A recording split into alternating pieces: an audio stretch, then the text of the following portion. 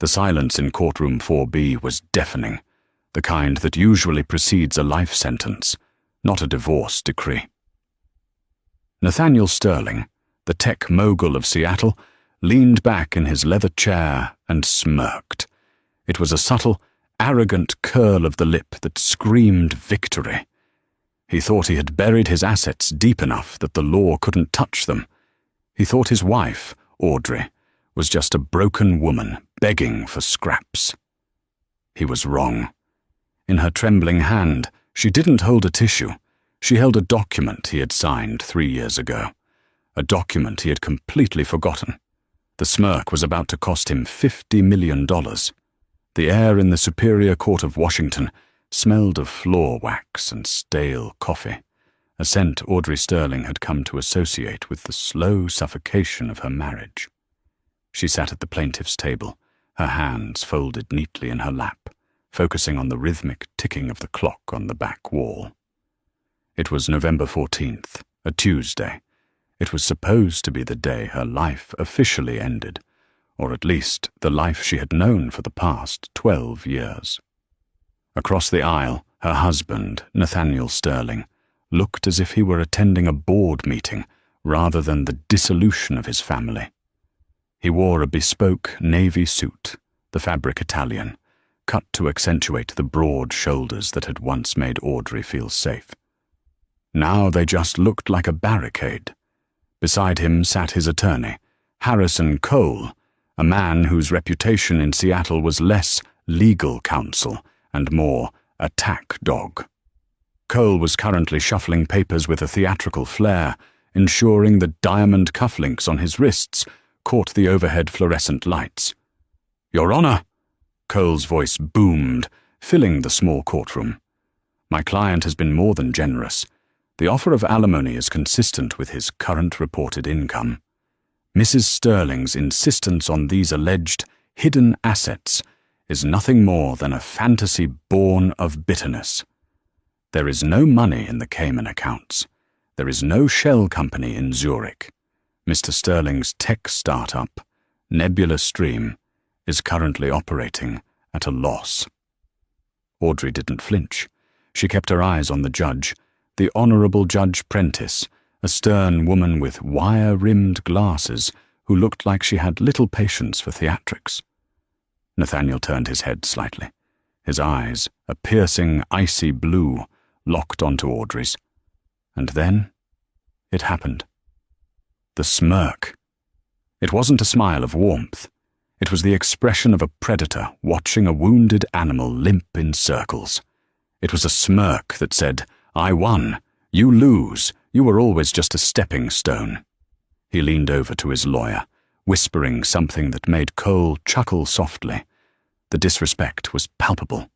Nathaniel believed, with every fiber of his being, that Audrey was the same naive art history major he had swept off her feet in college. He thought she was the woman who simply nodded when he said he had to work late, the woman who signed whatever tax documents he put in front of her without reading the fine print. He thought she was stupid. "Mrs. Sterling?" Judge Prentice asked, her voice cutting through the tension. "Does your counsel have a response to Mr. Cole's statement regarding the financial affidavit?" Audrey's lawyer was a woman named Sarah Jenkins. Sarah wasn't flashy. She worked out of a strip mall in Tacoma and drove a 10-year-old Honda. Nathaniel had laughed when he saw who Audrey had hired. "That's the best you can do?" he had sneered during their deposition. Sarah stood up, adjusting her blazer. "We do, Your Honor. But before we address the affidavit, we would like to submit a piece of evidence that was previously overlooked by the defense during discovery." Harrison Cole rolled his eyes. "Objection. Discovery is closed, Your Honor. We can't just pull rabbits out of hats at the 11th hour." "It's not a rabbit, Your Honor," Sarah said calmly.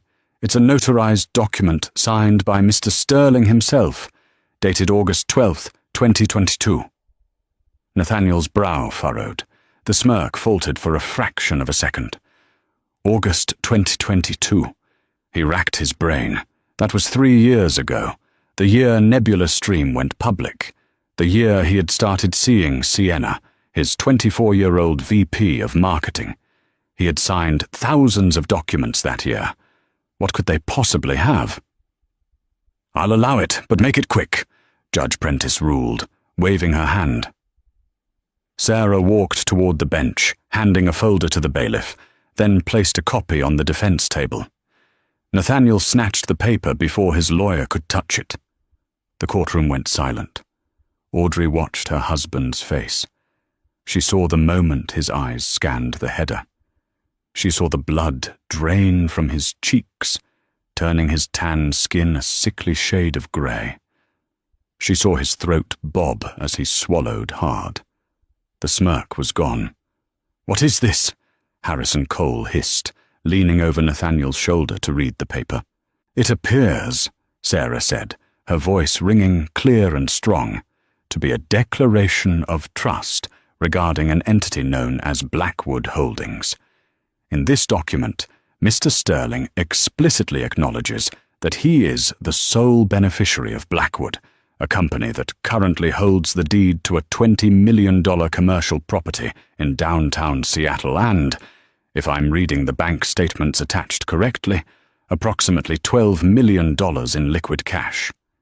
This is a forgery," Nathaniel stammered, standing up. "I never signed this." "Sit down, Mr. Sterling," Judge Prentice barked. "Your Honor, look at the signature," Sarah continued, relentless. "And look at the notary stamp. It was notarized by a Mr. Thomas Higgins, who incidentally is Mr. Sterling's personal golf partner." Nathaniel looked at the document again. His hands began to shake. He remembered the night. He remembered the whiskey. But he didn't remember signing this. How did she get it? Where had it come from? Audrey finally spoke. Her voice was soft, but in the silence of the room, it sounded like a thunderclap. "You told me it was a permission slip for our daughter's private school trip to Europe, Nate," Audrey said. "You were drunk. You handed me a stack of papers to file. You mixed them up." The courtroom erupted into whispers. Nathaniel looked at Audrey, really looked at her, for the first time in years. He didn't see the invisible housewife anymore. He saw the woman who had quietly, methodically, waited for him to hang himself. To understand the weight of that silence in the courtroom, you have to go back. You have to understand the architecture of the lie Nathaniel had built, and how Audrey had lived inside it for so long. 5 years earlier, the Sterlings were the golden couple of Seattle's Bellevue suburbs. They lived in a sprawling, modern, glass and steel home overlooking Lake Washington. Nathaniel was the CEO of Nebula Stream, a cloud computing firm that was chewing up competitors left and right. Audrey was the dutiful wife, the one who hosted the charity galas, managed the household staff, and raised their daughter, Lily. But the rot had set in long before the money did. It started with the late nights, the emergency meetings in San Francisco, the scent of perfume that wasn't hers, something floral and aggressive, like jasmine and ambition, clinging to his shirts when she did the laundry. Audrey wasn't naive, but she was hopeful. She wanted to believe the lies because the truth was too inconvenient, too painful to dismantle. Then came Sienna. Sienna Miller wasn't just a mistress, she was a prototype. Young, blonde, a Stanford graduate, and utterly ruthless. She was everything Nathaniel thought he deserved, now that he was a titan of industry. Audrey was the starter wife, the one who remembered him when he drove a beat-up Toyota and ate instant noodles. Sienna was the trophy for the finish line. The incident that shattered Audrey's denial happened on her 35th birthday. Nathaniel had called at 4 p.m. "Audrey, honey, I'm so sorry. The merger with the Japanese investors is going haywire. I'm stuck at the office. I can't make dinner." "It's okay," Audrey had said, staring at the table she had set with his favorite roast beef. "I understand. Business first. You're the best. I'll make it up to you. Buy yourself something nice." He hung up. Audrey sat alone at the dining table, the candles burning down until they were just puddles of wax. Around 9 p.m., she decided to drive to his office to bring him some leftovers. He always forgot to eat when he was stressed. She drove her SUV through the rain, pulling into the underground garage of the Nebula Stream Tower. The security guard, old Mr. Henderson, waved her through. He knew her. Everyone knew Mrs. Sterling. She took the private elevator to the top floor. The office was dark, save for the ambient light from the city skyline filtering through the floor-to-ceiling windows. She walked toward his corner office, the Tupperware container warm in her hands. The door was ajar. She heard laughter first. It was a low, throaty laugh. Sienna's. Then she heard Nathaniel. "God, she's so boring, Sienna. You have no idea.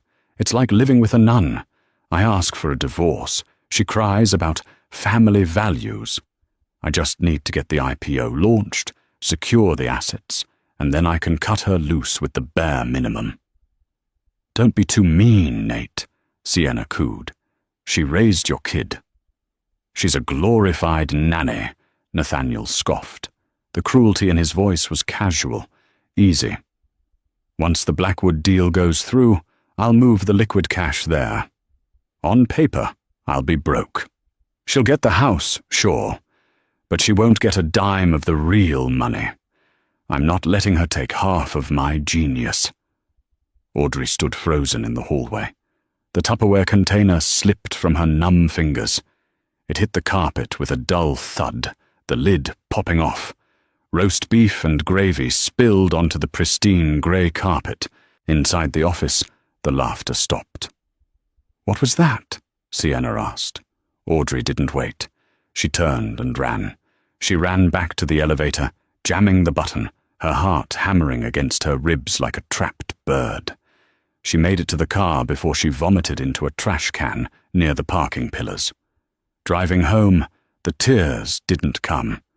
Instead, a cold, hard stone formed in her stomach. "She's a glorified nanny. I'm not letting her take half of my genius. He wasn't just cheating on her, he was planning to rob her. He was planning to leave her and Lily with nothing but a house they couldn't afford to maintain, while he ran off into the sunset with his billions and his new toy." That night, Audrey didn't sleep. She sat in the dark living room, watching the lights of the boats on the lake. She realized she had two choices. She could confront him now, scream and yell, and watch him lawyer up and destroy her. Or she could become exactly what he thought she was, the dumb, compliant, invisible wife. She chose the latter. If he wanted to play chess, she would learn the game. But she wouldn't play like a grandmaster. She would play like a ghost. The next morning, when Nathaniel came home, smelling of shower gel and guilt, Audrey was in the kitchen making pancakes. She smiled at him. "How was the merger?" she asked, pouring him coffee. Nathaniel looked at her, searching for any sign of suspicion. He saw only the tired, loving wife he had dismissed years ago. He relaxed. "Brutal, but we got it done. I'm proud of you," she said, and she leaned in to kiss his cheek. It was the hardest thing she had ever done. "Oh, by the way," Nathaniel said, loosening his tie, "I have a stack of documents on my desk in the study. Just standard tax stuff. Some transfers for Lily's trust fund. Could you sign them and file them for me? My secretary is out sick." Audrey's heart skipped a beat. This was how he did it. He buried his secrets in plain sight, relying on her laziness, her trust. "Of course, darling," she said. "I'll take care of it." That afternoon, Audrey entered his study. The stack of papers was immense. Non-disclosure agreements, tax filings, real estate transfers. Most wives would have just signed the sticky notes marked, "Sign here." Audrey sat down, put on her reading glasses, and began to read. Every single page. It took her 3 hours to find it. Buried between a landscaper's contract and a charitable donation form was a document titled Declaration of Trust. Blackwood Holdings. It was legal jargon, dense and boring, but Audrey had minored in business before switching to art history. She passed the sentences. Grantor, Nathaniel Sterling. Beneficiary, Nathaniel Sterling. Assets, 1400 Pine Street Commercial Complex. It was the smoking gun. It proved he owned the assets he planned to hide. But it wasn't signed. She stared at the blank signature line. If she confronted him with it, he would just shred it. She needed him to sign it, but he would never sign a confession knowingly. She looked at the other papers. There were permission slips for Lily's school, insurance forms, and meaningless bureaucratic filings. An idea formed. A dangerous, reckless idea. Nathaniel was a drinker. Specifically, he loved his expensive single malt scotch, and he loved it most when he was celebrating. Tonight, he would be celebrating the successful merger, his night with Sienna. Audrey went to the kitchen and prepared dinner. She opened a bottle of his favorite vintage, a 25-year-old Macallan. She waited. When he came home, she was the picture of the doting wife. She poured him a glass, then another, then another. She laughed at his jokes. She stroked his ego. By 10:15 p.m., Nathaniel was slurry and expansive, feeling like the king of the world. "Oh, Nate," she said casually, pulling a folder from the kitchen counter. "I almost forgot. That stack of papers? I signed my parts, but there were a few you missed. And the school needs this permission slip for Lily's trip to France, signed tonight, or she loses her spot." "Ugh, paperwork," Nathaniel groaned, waving a hand. "Bring it here." She placed the stack in front of him. She had shuffled the deck. Top page, permission slip. Second page, insurance form. Third page, the Declaration of Trust. Fourth page, another school form. She handed him a pen. "Just here, here, and here." Nathaniel, eyes glazed, laughed. "What would I do without you, Aud?" "You'd be lost, Nate," she whispered. He scribbled his signature on the permission slip. He flipped the page, signed the insurance form. He flipped the page. Audrey held her breath. The Declaration of Trust lay open. The title was right there at the top. If he looked up, if he focused his eyes for 1 second. "Is this for the... What is this?" he mumbled, squinting.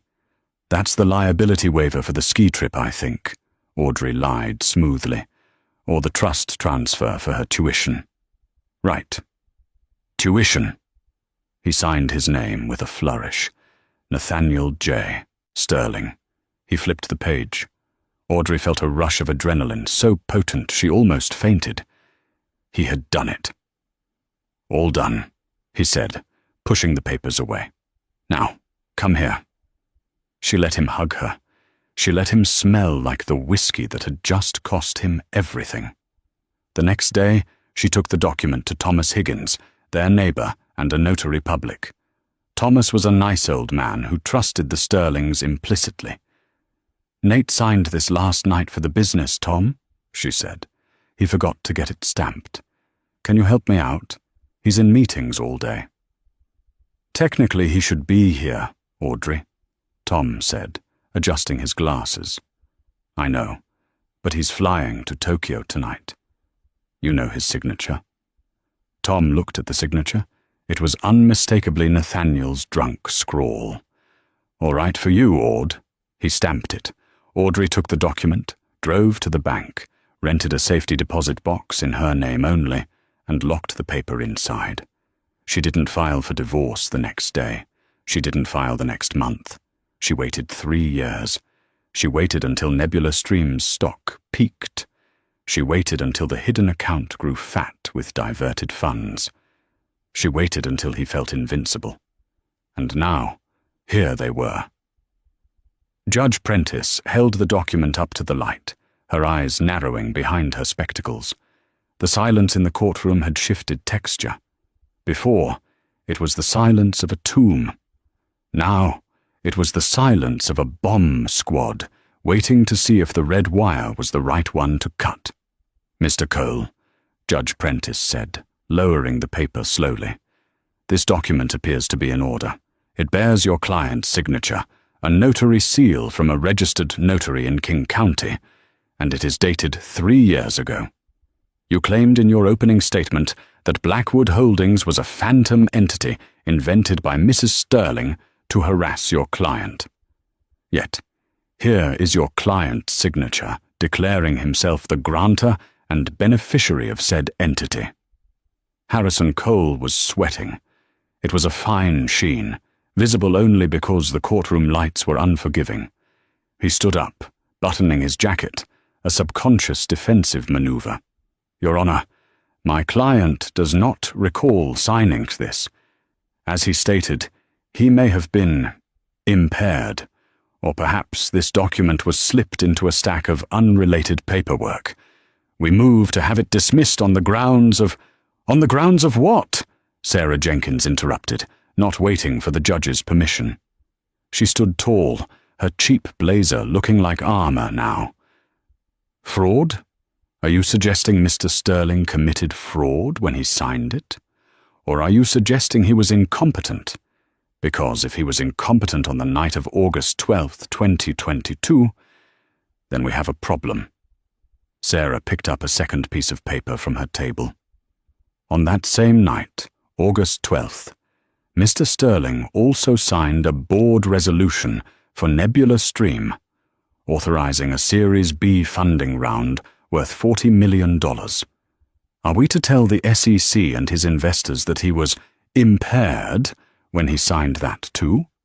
Because if this signature is invalid due to intoxication, then that signature is invalid, and that would crash his company's stock before the market closes today. Nathaniel's head snapped toward Sarah. His eyes went wide. It was the trap Audrey had set 3 years ago, springing shut with the force of a bear trap. She had known he would sign the business documents that night too. She had inextricably linked his personal greed with his professional survival. If he claimed he was too drunk to sign the Blackwood Trust, he was admitting to gross negligence regarding his company. He would be sued by his board of directors. He would be removed as CEO. Nathaniel looked at his lawyer. Harrison Cole looked back, and for the first time, the attack dog looked toothless. He shook his head slightly. "We can't use the drunk defense." "We withdraw the objection regarding impairment," Cole mumbled, sitting down heavily. "Good," Judge Prentice said, her voice icy.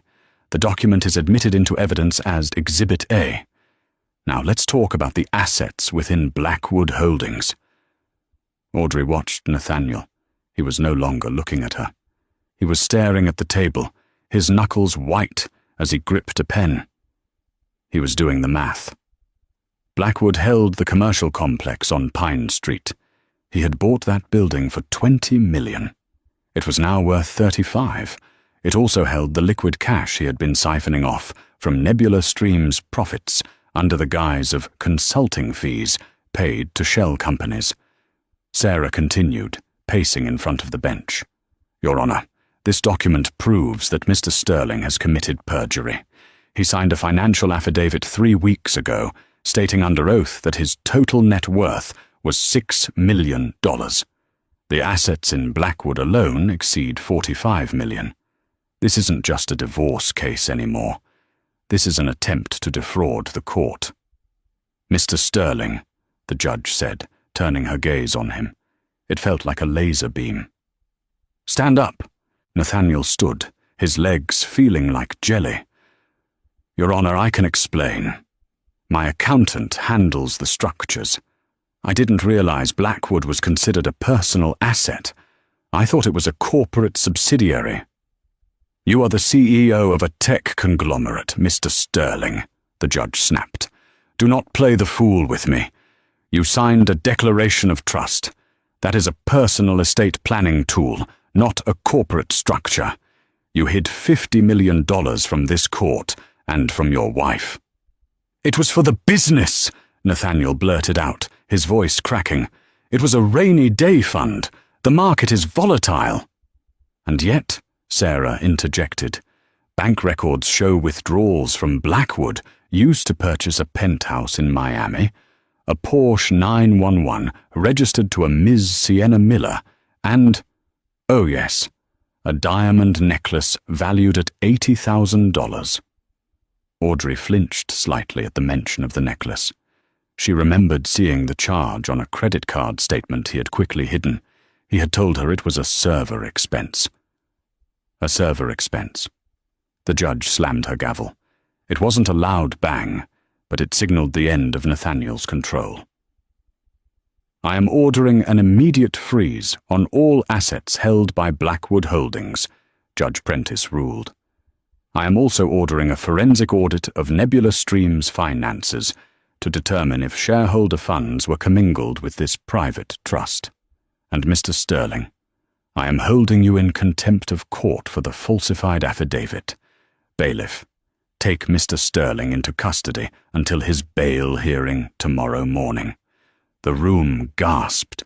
This wasn't supposed to happen. Billionaire CEOs didn't go to jail in divorce hearings. They wrote checks and walked away. Your Honor, please! Harrison Cole shouted, jumping up. Incarceration is unnecessary. He is not a flight risk. He just proved he has $50 million hidden offshore and a propensity for lying to legal officials, the judge retorted. He is the definition of a flight risk. Take him away. The bailiff, a burly man who looked like he enjoyed his job, moved behind Nathaniel. Hands behind your back, sir. Nathaniel looked at Audrey. His eyes were wild, desperate. Audrey, stop this. Audrey, tell them. I'm the father of your child. You can't let them take me to jail.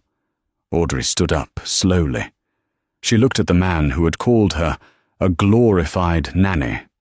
She looked at the man who had smirked at her 10 minutes ago, thinking he had won. She didn't smile. She didn't smirk. That would have been beneath her. She simply looked at him with a profound, terrifying indifference. I'm sorry, Nate, she said, her voice steady. I'd help you, but I seem to be just a naive housewife. I wouldn't understand the legal complexities. The bailiff clicked the handcuffs onto Nathaniel's wrists. The cold metallic sound echoed off the wood paneling. As they led him out the side door, Nathaniel Sterling, the boy wonder of the tech world, began to weep. The news hit the internet before Audrey even made it to the parking lot. TMZ'd. Tech mogul cuffed in court. Wife reveals secret $50 million stash. Wall Street Journal. Nebula Stream stock plummets. 14% after CEO arrested for perjury. Audrey sat in her car, her hands gripping the steering wheel. She didn't turn the engine on. She just breathed. In and out. For 12 years she had been holding her breath, walking on eggshells, trying to be the perfect, frictionless wife. Now the friction was gone, but the adrenaline left her shaking. Her phone buzzed. Then it buzzed again. And again. A constant, angry vibration against the center console. She looked at the screen. Harrison Cole calling. Unknown number calling. Sienna Miller calling. She stared at that last name. Sienna. The woman who had laughed at her in the office that night. The woman who was currently driving a Porsche bought with Audrey's daughter's inheritance. Audrey picked up the phone.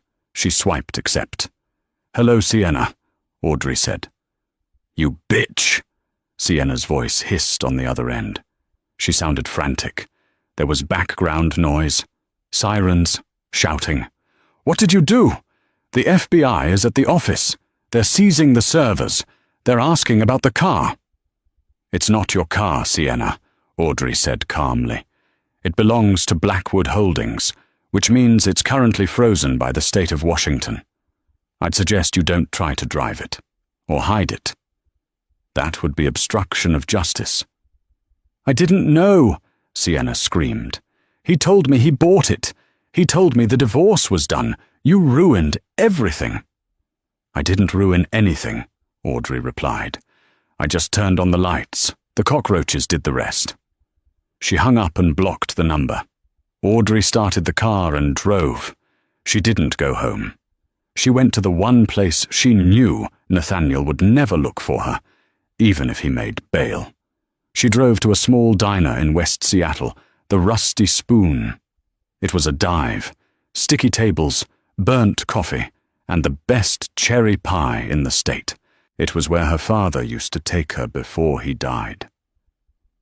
She sat in a booth in the back, ordered a coffee, and finally allowed herself to cry.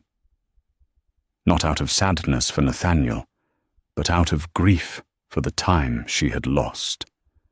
The years of gaslighting, the years of thinking she was the problem. Half an hour later, Sarah Jenkins slid into the booth opposite her. Sarah looked exhausted, but electrified. She slapped a newspaper on the table. "You're a legend, Audrey," Sarah said, flagging down the waitress. "I've had 3 other lawyers call me, asking if you're hiring for a consulting firm. They want to know how you found the trust." "I didn't find it," Audrey said, wiping her eyes. "He gave it to me. He was just too arrogant to realize it." "Well, the fallout is nuclear," Sarah said, lowering her voice. "Nathaniel made bail about an hour ago. Cost him a fortune. But he's not out of the woods. The board of directors at Nebula Stream is holding an emergency meeting tonight. They're going to oust him. The stock is in free fall. They need a scapegoat, and Nathaniel just volunteered." "What about the divorce settlement?" Audrey asked. "Does this mean there's no money left?" Sarah smiled, a genuine warm smile. "On the contrary. Because the judge froze the assets immediately, Blackwood is locked down.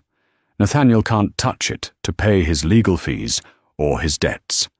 And because we proved he tried to hide it, under Washington state law, the judge has the discretion to award 100% of the hidden asset to the innocent spouse as a penalty."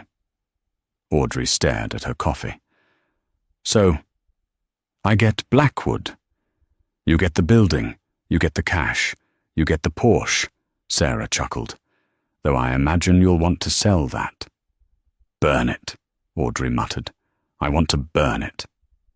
"Here's the kicker," Sarah continued. "Nathaniel is terrified. Harrison Cole called me 5 minutes ago. They want to settle. Tonight. No more court. No more discovery. They want to give you everything you asked for, plus Blackwood, if you agree to seal the record and stop cooperating with the SEC investigation regarding the company funds." Audrey stirred her coffee. It was a tempting offer. Take the money. Walk away. Be rich and free. But then she remembered the smirk. She remembered the way he had looked at her, like she was furniture. And she realized that if she settled now, if she helped him cover up the fraud at his company, he would survive. He would rebuild. He would find another Sienna, another Audrey. He would do it again. "No," Audrey said. Sarah blinked. "No? Audrey, it's $50 million, plus the house. You'd be set for life." "I don't want his hush money," Audrey said, her voice hardening. "He broke the law, Sarah. He stole from his investors to hide money from his family. If I seal the record, I'm an accomplice. I'm just helping him build the next lie. If we go to trial on the fraud," Sarah warned, "it will get ugly. He will attack you. He will claim you knew about the schemes.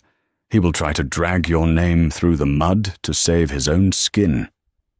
"Let him try," Audrey said. "I have one more document." Sarah's eyes widened. "You're joking. There's more." "I told you I read everything that night," Audrey said. "The Declaration of Trust was the big one. But there was something else in that stack. something he signed, thinking it was a health insurance renewal. Audrey reached into her purse and pulled out a photocopy of a handwritten letter. "What is this?" Sarah asked, squinting at the scrawl. "It's a letter to the IRS," Audrey said, "begging for amnesty. He drafted it 3 years ago when he thought he was going to get caught during an audit. He admits to underreporting income by 40% for 5 years running. He never sent it because the audit got cancelled. But he signed it." Sarah stared at the paper. "Audrey, this is a confession to federal tax evasion. He signed it because I put it under a document titled HIPAA Release Form and clipped the bottom off so he only saw the signature line," Audrey explained. "I kept it as an insurance policy. If he tries to say I was complicit, I release this. It proves he knew he was guilty, and I was the one he was hiding it from." Sarah leaned back, looking at Audrey with a mixture of fear and awe. "Remind me never to cross you, Mrs. Sterling." "I'm not Mrs. Sterling anymore," Audrey said, standing up. "My maiden name is Vance, and I'm ready to finish this." Nathaniel Sterling sat in the expansive living room of the house he was about to lose, nursing a glass of scotch. The bottle was almost empty. The house was dark. The staff had left hours ago, sensing the impending doom like animals sensing an earthquake. He was out on bail, but he felt like a prisoner. His phone had been ringing non-stop until he threw it into the swimming pool. The front door opened. Nathaniel looked up, expecting Harrison Cole. Instead, he saw Audrey. She walked in, still wearing the simple cream suit she had worn to court. She looked out of place in the dark, messy room. She looked clean. "Get out," Nathaniel slurred. "This is still my house." "Not for long," Audrey said, walking into the room but keeping her distance. "Sarah tells me you want to settle." "I'm offering you everything," Nathaniel shouted, standing up and swaying. "Take the money. Take the damn building. Just tell the DA that you made a mistake about the documents. Tell them I was drunk and you manipulated me. If you do that, the fraud charges might drop to misdemeanors. I can salvage the company." "I can't do that, Nate," Audrey said. "Why not?" he screamed, throwing the glass against the fireplace. It shattered, shards of crystal raining down on the hearth. "Why are you doing this to me? I gave you a life of luxury. I gave you everything." "You gave me a cage," Audrey said quietly, "and you didn't give it to me. I managed it for you. I raised your daughter. I organized your life. And you treated me like an employee you couldn't wait to fire." "Is this about Sienna?" Nathaniel sneered. "Because that's over. She bailed on me the second the news dropped. She's a gold digger, Audrey. You were loyal." "I was," Audrey agreed, "until I realized my loyalty was your weapon against me." "I can destroy you." Nathaniel lowered his voice, his eyes narrowing. "Harrison has files on you. Your depression after Lily was born.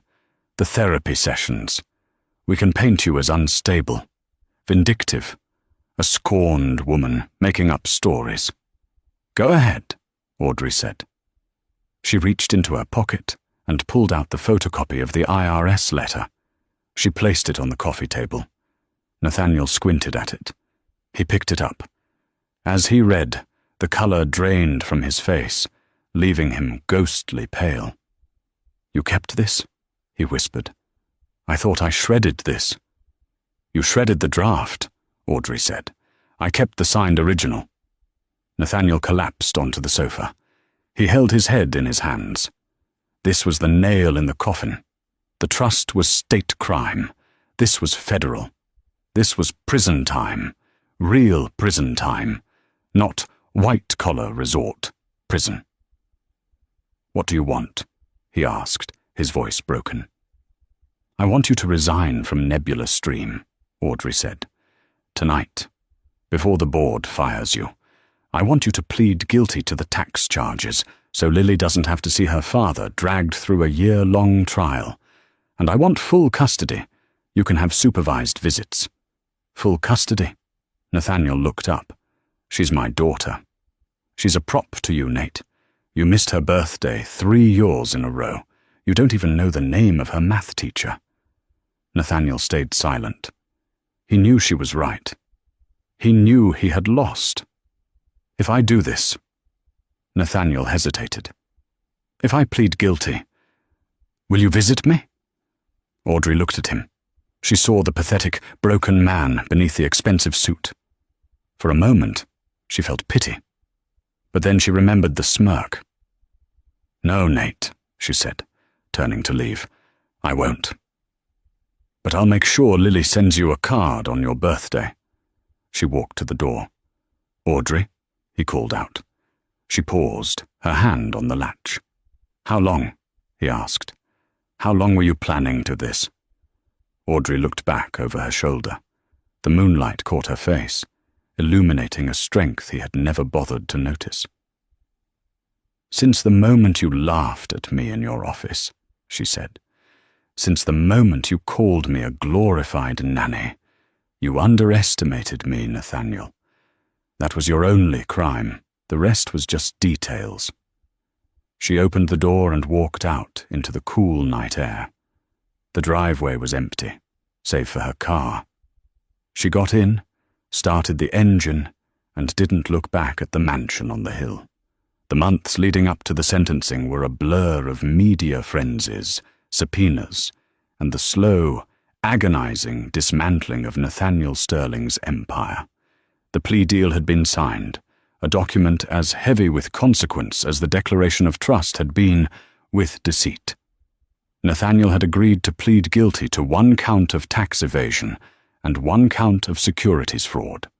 In exchange, the district attorney, a sharp-jawed man named Robert Daines, agreed not to pursue charges against the wider executive team of Nebula Stream, effectively saving the company from total dissolution, though its reputation was in tatters. But for Audrey, the real drama wasn't in the paperwork. It was in the transformation of the people around her. Sienna Miller was the first domino to fall publicly. Without Nathaniel's protection, and with her assets frozen, the shark of Silicon Valley was reduced to a minnow in a dried-up pond. She attempted to sue Audrey for emotional distress and defamation regarding the seizure of the Porsche. The confrontation happened in the hallway of the King County Courthouse, 2 weeks before Nathaniel's sentencing. Sienna looked haggard. Her designer clothes were the same, but they hung loosely on her frame. She marched up to Audrey, who was speaking quietly with Sarah Jenkins. "You think you've won, don't you?" Sienna spat, her voice shrill enough to turn heads. "You think destroying Nate makes you a hero? You're just a bitter old woman who couldn't keep her husband interested." Audrey turned slowly. She didn't look angry. She looked at Sienna with the clinical detachment of a scientist examining a specimen. "I didn't destroy Nate, Sienna," Audrey replied, her voice calm and level. "Greed destroyed Nate. I just provided the receipt." "I'm going to sue you for every penny you take from him," Sienna threatened, though her hands were shaking. "That car was a gift." "Actually," Sarah Jenkins interjected, stepping forward, "that car was purchased with funds from Blackwood Holdings. Since Audrey is now the sole legal owner of Blackwood per the divorce settlement signed yesterday, you have been driving stolen property. We were going to let it slide if you returned the keys quietly. But if you'd prefer, we can file a police report for grand theft auto right now. It's a felony, Ms. Miller. I believe it carries a sentence of up to 5 years." Sienna's mouth opened, then closed. The fight drained out of her instantly. She dug into her purse, pulled out the key fob, and threw it on the floor. "I hope you rot," Sienna whispered, before turning and fleeing down the corridor, the click-clack of her heels sounding like a retreat. Audrey watched her go. "She's not the villain, Sarah. She's just a symptom. The day of the sentencing, November 3rd, was cold and rainy. Typical Seattle weather. The courtroom was packed. Investors, reporters, former employees. Everyone wanted to see the tech mogul fall. Nathaniel entered wearing a plain grey suit. He had lost 20 pounds. His hair, once perfectly coiffed, was thinning and grey at the temples. He didn't look at the gallery. He didn't look at the press.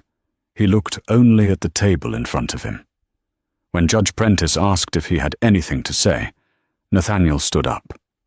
He turned, finally, to look at Audrey in the front row. "I built Nebula Stream from nothing," he rasped, his voice hollow. I thought I was the one who mattered. I thought the people around me were just supporting characters in my story. I was wrong." He paused, his eyes watering. "I lost the only person who actually knew me before the money, and for that I deserve whatever happens next." It was a good speech. It was rehearsed, certainly. Harrison Cole had likely written it. But there was a kernel of truth in the delivery. Judge Prentice was unmoved. "Mr. Sterling, you defrauded the United States government. You defrauded your shareholders. You attempted to defraud this court. You lived a life of opulence on stolen money while planning to leave your wife and child with a pittance. That is not a mistake. That is a character flaw. I sentence you to 48 months in a federal correctional institution, followed by 3 years of supervised release. You are also ordered to pay restitution in the amount of $12 million. The gavel banged. It was final. As the marshals led him away, Nathaniel didn't fight. He didn't beg. He just walked, his head bowed into the shadows. Audrey felt a hand on her arm. It was Sarah. "It's over, Audrey. You're free." Audrey nodded, but her mind was already racing. It wasn't over. Nathaniel was gone, yes. But he had left behind a mess. Nebula Stream was leaderless. The stock was trading at pennies. And technically, through the asset seizure of Blackwood Holdings, Audrey now owned the commercial building that served as Nebula Stream's headquarters. She wasn't just his ex-wife. She was his landlord, and she was about to call in the rent. 3 months later, the boardroom of Nebula Stream smelled of fear and stale donuts. The remaining board of directors sat around the mahogany table, looking like captains of a sinking ship. There was Preston Calloway, the chairman, a man who had made his fortune in oil and didn't understand cloud computing. There was Linda Graves, a venture capitalist who was currently trying to distance herself from the scandal. And there was the interim CEO, a nervous man named Greg, who had been the CTO. "We have to file for Chapter 11, Preston said, rubbing his temples. "The lease on this building is up for renegotiation. The new owner of Blackwood, Mrs. Sterling, is going to evict us. We can't afford the market rate. We have no cash flow." "We can't liquidate," Greg argued. "The underlying tech is solid. If we just had time to rebuild trust—" "We don't have time," Linda snapped. "The stock is at $2. We're going to be delisted. We need a miracle." The double doors at the end of the room swung open. Audrey walked in. She wasn't wearing the soft pastels of a housewife anymore. She wore a sharp, tailored black suit that cost more than Greg's car. Her hair was cut into a sleek bob. She carried a leather portfolio. Behind her walked Sarah Jenkins, and a young man named David, a forensic accountant she had hired. "Gentlemen, Linda," Audrey said, taking the seat at the head of the table, Nathaniel's old seat. "Mrs. Sterling," Preston stood up, flustered. "We weren't expecting you. If this is about the eviction notice—" "Sit down, Preston," Audrey said, coolly. Preston sat. "I'm not here to evict you," Audrey said, placing her portfolio on the table. "I'm here to make you an offer." "An offer?" Linda scoffed. "With all due respect, Audrey, you're an art history major. You don't know the first thing about running a tech company. You got the building in the divorce. Congratulations. Just tell us the rent so we can tell you we can't pay it." Audrey smiled. It was a small, dangerous smile. "You think I don't know this company? I lived in this company, Linda. When Nathaniel was working late in the early days, who do you think was proofreading the code documentation? Who do you think designed the user interface for the original Nebula dashboard?" The room went silent. "Nathaniel was a visionary, sure," Audrey continued. "He was great at selling things, but he was terrible at details, the structural efficiency algorithm that gave Nebula Stream its edge, the one that reduced server latency by 40%. "That was Nate's breakthrough," Greg said defensively. "He won an award for it." "He won an award for presenting it," Audrey corrected. "I wrote the logic flow on a napkin at a diner in 2012 while he was complaining about bandwidth costs. He took the napkin, gave it to the engineers, and claimed it came to him in a dream." She slid a piece of paper across the table.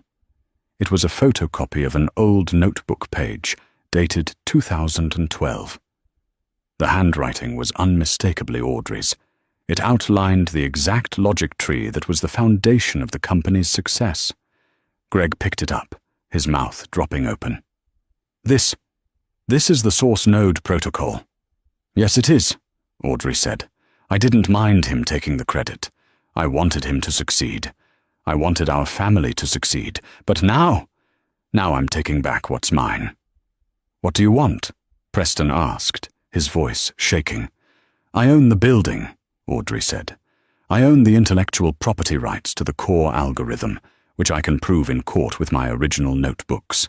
And I have $50 million in liquid capital sitting in Blackwood Holdings." She leaned forward, resting her elbows on the table. "I am proposing a hostile takeover. I will inject $40 million into Nebula Stream to stabilize the stock and pay off the debts. In exchange, I want a 51% controlling interest in the company, and I want the position of CEO." "You?" Linda laughed nervously. "The market will never accept it. The scorned wife taking over? It's a PR nightmare." "On the contrary," Audrey said, "the narrative isn't scorned wife. The narrative is the brains behind the operation finally steps out of the shadows. The market loves a redemption arc, Linda, and they love stability. I'm the only one who can save this ship because I'm the one who built the engine." The board members looked at each other. They had no choice. They were bankrupt without her capital and homeless without her building. "All those in favor?" Preston asked weakly. Every hand went up. 6 months later. Audrey stood in the CEO's office, her office. The decor had changed. The cold chrome and black leather were gone, replaced by warm wood, modern art, and light. On the desk sat a framed photo of her daughter, Lily, who was now attending a boarding school in Switzerland, far away from the scandal. Lily was happy, thriving, and they FaceTimed every night. There was a knock on the door. "Come in," Audrey said. It was her assistant, a bright young woman named Chloe. "Ms. Sterling, there's a visitor for you in the lobby. He says he's an old friend." "Who is it?" "He didn't give a name. He just said he used to play chess with you." Audrey paused. She walked to the floor-to-ceiling window, looking down at the bustling city of Seattle. She knew who it was. Not Nathaniel. He was 6 months into his 4-year sentence at FCI Sheridan. "Send him up," Audrey said. A few minutes later, the door opened. A man walked in. He was tall, wearing a worn leather jacket and jeans. He had graying hair and kind eyes. It was Thomas Higgins, the notary, the man who had stamped the Declaration of Trust all those years ago. "Thomas," Audrey smiled warmly, walking over to shake his hand. "I haven't seen you since the trial." "I've been keeping a low profile," Thomas chuckled. "Retirement treats me well. But I saw the news. Nebula Stream stock is up 200% since you took over. They're calling you the Iron Lady of Tech. They call me a lot of things, Audrey said, but I prefer Audrey. Thomas looked around the office. You know, that night, when you brought me the document, I knew. Audrey froze. You knew what? I knew Nate hadn't signed it knowingly, Thomas said softly. I've known Nate for 20 years. He never would have signed away his safety net. And I knew you. I knew you were too smart to just be running errands. Then why did you stamp it? Audrey asked, her voice barely a whisper. You could have lost your license. You could have gone to jail. Thomas shrugged. I played golf with Nate every Sunday. He cheated, Audrey. Every single game.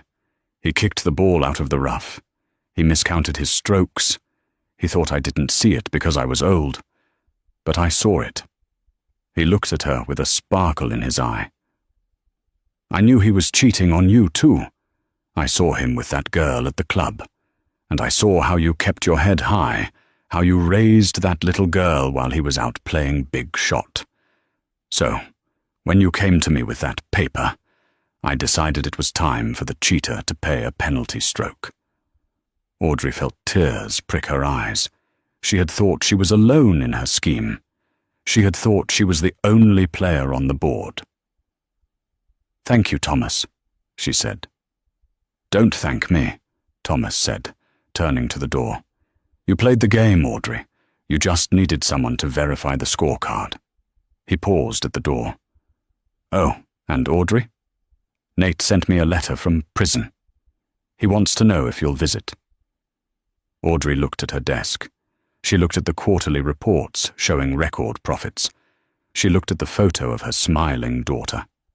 She looked at the life she had built from the ashes of his arson. Tell him I'm busy, Audrey said. I have a company to run. Thomas smiled, tipped an imaginary hat, and walked out. Audrey turned back to the window. The sun was setting over the Puget Sound, painting the water in gold and violet. She wasn't the wife in the shadows anymore. She wasn't the victim. She was the grandmaster. And the game was finally won. The fall of Nathaniel Sterling serves as a stark reminder that arrogance is the architect of its own destruction. He believed his wife was a fixture in his house, unaware that she was the foundation of his entire world. By underestimating Audrey, he didn't just lose his fortune, he lost his freedom, his reputation, and the love of his child. Audrey's journey from a silent observer to a titan of industry proves that true power doesn't roar. It waits, it plans, and when the time is right, it strikes with the precision of a signed confession. In the end, the smirk was wiped away, not by anger, but by the cold, hard ink of the truth. Wow, what a journey. From the courtroom betrayal to the boardroom takeover, Audrey really showed that you should never underestimate the quiet ones. I absolutely loved that twist with the notary at the end. Sometimes help comes from the most unexpected places. If you enjoyed this story of karmic justice and sweet revenge, please smash that like button. It really helps the channel grow. And don't forget to subscribe and hit the notification bell so you never miss a new story. What would you have done in Audrey's shoes? Would you have visited Nate in prison, or did she make the right call? Let me know in the comments below. Thanks for watching, and I'll see you in the next video.